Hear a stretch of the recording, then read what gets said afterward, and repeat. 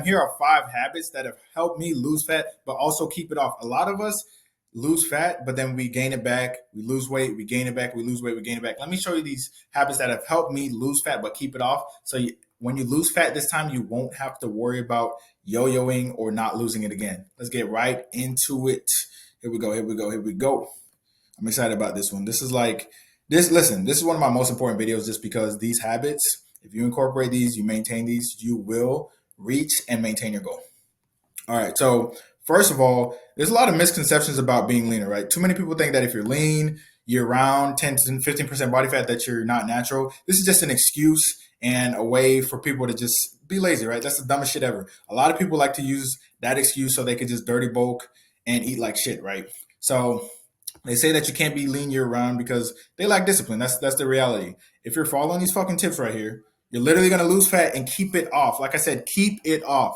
That is super important. You're gonna keep it off, and that's what we all want, right? We don't like to yo-yo diet. We don't like to we don't like to lose some fat and then gain it back. It's super frustrating. So, like I said, if you wanna stay lean, do these habits. These habits have made it super easy for me personally to stay lean. All right.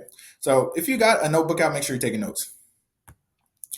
All right, so the first one is keeping my nutrition simple. A lot of you guys see new stuff on TikTok or Instagram every day, and you try different recipes every single day, recipes that take 3 hours, 2 hours, right? And that's not simple, right? It's going to take a lot. If it's taking a long time for you to cook your food, if the cleanup process is long, if it feels like it's taking away too much time for the rest of your day, you're not going to be able to sustain that. I keep my meals super simple. I've been eating eggs for breakfast for how long? For like 10 years now. All right. I've been eating ground turkey tacos, ground beef tacos for years and years and years. And it's super easy. It's super good. It tastes good. And it's easy to stay consistent with it because this takes less than 10 minutes to make. This takes less than 15 minutes to make. How hard is it if I don't feel like doing something to take 15 or 10 minutes out of my day to do exactly what I need to do to reach my goals, right? Too much variety is complicated, and if it's like a complicated recipe, it's going to make it harder, right? Like I said, ground beef, ground turkey, those are my go-tos. I eat similar snacks every day as well. It keeps it really simple for me, and it keeps me on schedule and on routine. One more thing. This is a big one. A lot of us, we work super hard during the week, and then we work out hard during the week. We eat good during the week, right? And then on the weekends, we turn off our brains, right? You know why we turn off our brains? Because we think of the weekends as vacation or as, just time we take off. Because we take time off from work, we assume that we take time off from the, kitchen as well. The problem is on the weekend, the calories still matter, right? The calories still matter. And the weekend is 28.5% of your week. That's almost a third of your week. So if you do good during the week, but not on weekends, and you're wondering why you're not getting results, it's because 30% of the week, basically, you're eating like shit. All right. Like I said, back in the day, I used to do good during the week, then eat candy, fast food, Chick-fil-A, crumble cookie on the weekends, right? Weekends are seen as off days for a lot of us.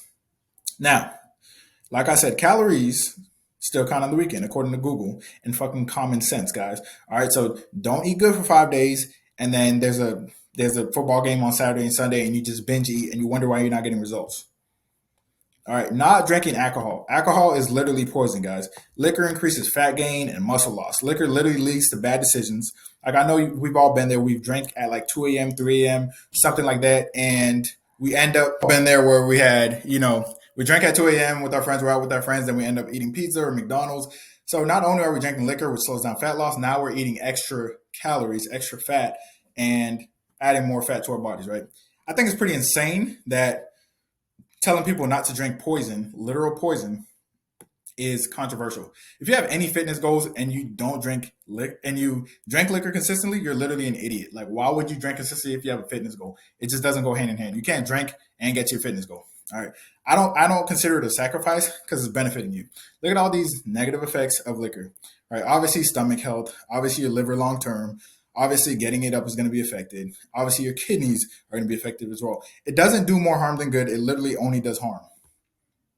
All right, going for walks. All right, this is one of the biggest ones. Now, when it comes to going for walks, you don't have to get 10K steps a day. You don't have to get 20K steps a day, right? You can aim for whatever, more than what you're doing. And then if you're cutting, for example, when I start my cut, my steps are usually pretty low, to be honest. So once I start my I go up to like 5K steps per day, which is good for me. And then a couple of days a week, I'll get like 10K steps, maybe on an off day, right? Walking is going to help with your activity level, of course, which means you'll be burning more calories On average, I walk, like I said, 2 to 3 days out of the week just to get extra steps in. It makes a huge difference for me. All right. If you have a sedentary job, going for walks in the morning or after work will make a huge difference on your mental and on your physical. All right. They're very sustainable and they're not as boring as just like walking on a treadmill straight, and it doesn't hurt my knees as much. Like walking outside is like awesome. All right. It's like super calming. You're out in nature. I love it. This is one of my favorite parts right here. All right. One other thing, right? This is one of the craziest things, right? Some people somehow expect to lose weight, to lose fat, and to reach their goals to get super lean without tracking. All right. If you're not tracking how much you're eating, how do you know if you're eating enough? How do you know if you're eating too much? Or how do you know if you're eating too little? Like, you're just not going to know that. You're not going to know that if you're not tracking. Tracking is literally one of the things that are so important. But the most important thing about tracking is it keeps you accountable, but it also teaches you portion sizes. A lot of times we underestimate how much carbs we eat and we overestimate how much protein we're eating. So when we start actually tracking, we're like, wow, I've been overeating, rice. Wow, I've been under eating chicken, under eating ground turkey. And we start to realize all these bad habits, and it gives us a better understanding of exactly why we haven't been losing fat. So tracking is a huge, huge thing when it comes to nutrition. When it comes to workouts, it's even more important, right? Well, it's not more important, but it's as important, because a lot of times when we're working out, we're cutting back on the amount of weight we're using as we're cutting. And what ends up happening, because we're cutting down on the weight we're using, we lose a lot of muscle. And when you lose muscle, obviously, you're not going to be reaching your goals, guys. You don't want to lose too much muscle on your cut because you want that toned look, right? You want that muscular look.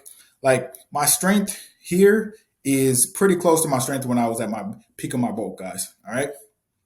Now, tracking your weight and your waist size is important as well, just because obviously if you lose 4 pounds, but you gained 1 inch on your waist, that means you lost muscle and you gained fat. So that's a bad thing. However, on the opposite end of the spectrum, if you lost 2 inches off your waist and gained 4 pounds, that means you gained muscle and lost fat. That's a good thing. All right. So super important that you make sure that you track.